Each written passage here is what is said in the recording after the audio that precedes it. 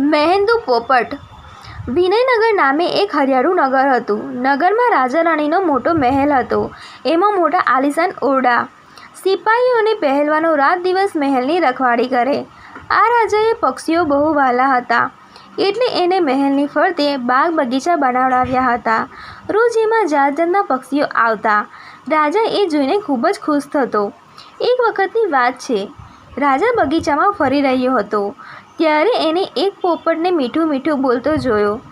નજીક જતાં પોપટ તો રાજાની આંગળી પર બેઠો, પરંતુ રાજાના મનમાં આ પોપટને પોતાની પાસે રાખી બહુ સારું શિક્ષણ આપવાનો વિચાર આવ્યો.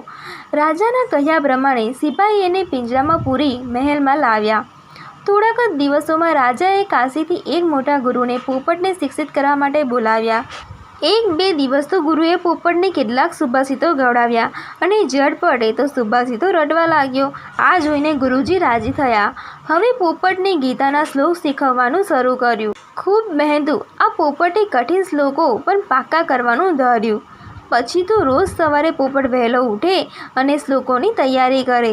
જ્યારે રાત્રે મહેલમાં બધા સૂતા હોય ત્યારે શાંતિમાં તે બધા શ્લોકો યાદ કરી ગાતો. આમ પોપટે મહેનતથી ગીતાના શ્લોક પાક્કા કરી દીધા.